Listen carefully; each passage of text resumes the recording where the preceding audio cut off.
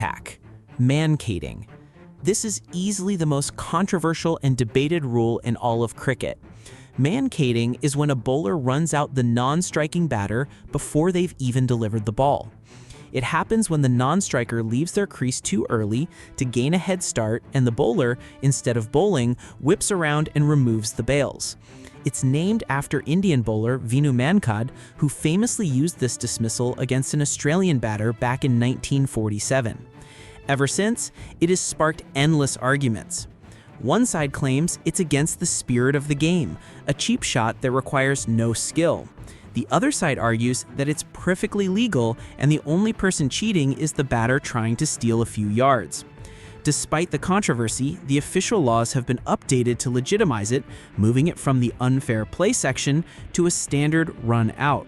Famous modern examples like Ravichandran Ashwin dismissing Jos Buttler in the IPL prove this rule is still very much alive and guaranteed to cause a firestorm every time it happens. The tardiness penalty.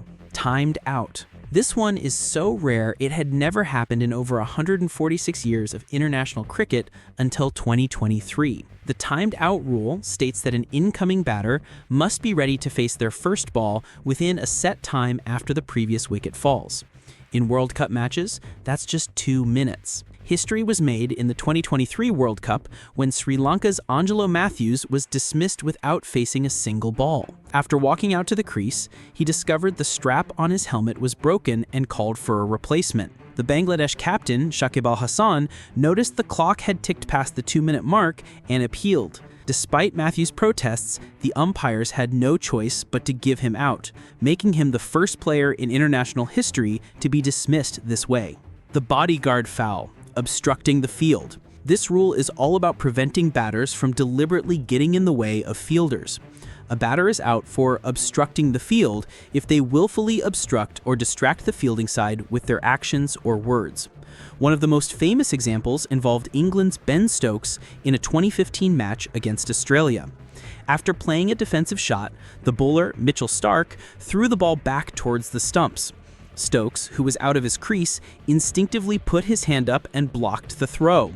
Australia appealed, and after review, the umpire decided Stokes' action was a willful obstruction, not just self-defense.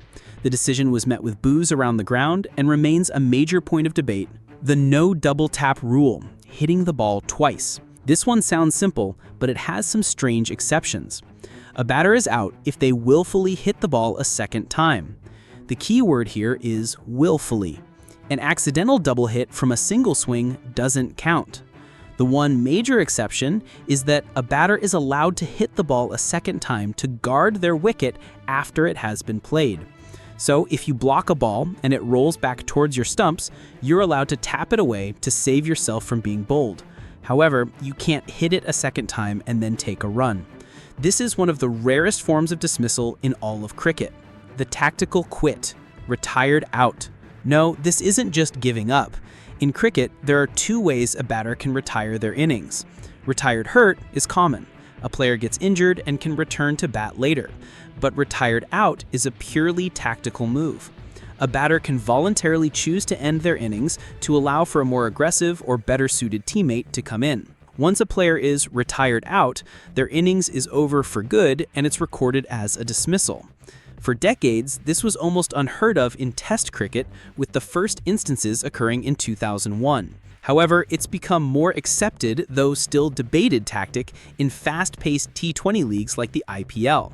Players like Ravichandran Ashwin have been strategically retired by their teams to get a big hitter in for the final overs. The vanishing act. Lost ball. What happens if a batter smashes the ball so far or into such dense foliage that the fielders just can't find it? That's when the lost ball rule comes into play. Any fielder can call lost ball, at which point the umpire signals a dead ball. The batting team is then awarded the greater of either 6 runs or the number of runs they had already completed plus the run in progress if they had crossed. The ball is then replaced with one of a similar condition to the one that vanished. This is a throwback to the early days of cricket on rustic village greens, but remains in the modern rulebook for those rare occasions when the ball truly disappears. The helmet glitch, Ball lodging in protective equipment. This rule covers some truly bizarre scenarios.